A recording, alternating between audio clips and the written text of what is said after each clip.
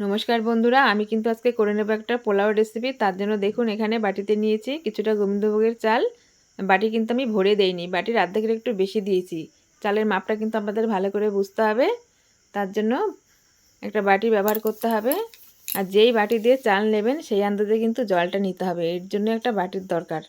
ता चालटाके भालो करे आमी 2-3 बार करे सुंदर करे धुए नियेछि। एबार एकटा कड़ाइर मধ্যে কিছুটা দেব সাদা তেল। অবশ্যই সাদা তেল দেওয়ার চেষ্টা করবেন, সরষের তেল দিয়ে কিন্তু ভালো হবে না। তেলের মধ্যে কিছুটা গোটা গরম মশলা আর একটা তেজপাতা দিয়ে দেব এবার কিছুটা পেঁয়াজ কুচি। পেঁয়াজ কুচিটাকে ভালো করে হালকা করে আমি ভেজে নেব, বেশি কিন্তু পুড়ে ফেলার প্রয়োজন নেই। যখন হালকা একটু রং ধরবে তখন দেব 1 চামচ মতো আদা রসুনের পেস্ট। তো এটাকে ভালো করে অবশ্য নাড়বো 4-5 মিনিট, যত অবধি না আমার কাঁচা গন্ধটা বের হচ্ছে। তা দেখে বুঝতেই পেরেছেন কত সুন্দর করে হালকা করে আমি ভেজেছি। তো এই সময় কিন্তু দেব সেই যে ধুয়ে রেখেছিলাম গোবিন্দভোগের চালটাকে দিয়ে ভালো করে 4-5 মিনিট আমি ভাজবো চালটাকে। তো চালটাকে অবশ্যই হালকা করে ভাজবেন, বেশি আবার যেন পুড়ে না যায়। তো সম্পূর্ণ আমার ভাজা হয়ে গেছে সুন্দর করে। এই সময় কিন্তু 2-1টা কাঁচা লঙ্কাও দিয়ে নিতে পারেন যদি কেউ ঝাল খাওয়া পছন্দ করেন। তো অবশ্য আজকে আমি দিলাম না, একদম সুন্দর করে ভেজে নিয়েছি। এবার দিয়ে নেব জল। তা জলটা কিন্তু অবশ্যই মেপে দেবেন, আগেই বলেছি। চালটা যখন মেপে দেবেন, যতটা চাল দেবেন মানে যত বাটি চাল তার দ্বিগুণ হবে জল। এখানে কিন্তু জলের পরিবর্তে আপনারা দুধও দিতে পারেন।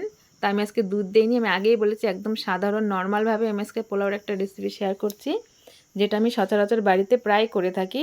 আমার কাছে পোলাওর মধ্যে এই রেসিপিটাই সবথেকে ভালো লাগে। তো একদম ঢেকে দিয়েছি 10-12 মিনিটের জন্য। ঢাকা খুলে কিন্তু একদম প্রায় অর্ধেক ফুটে এসছে, ফেনা চলে এসছে।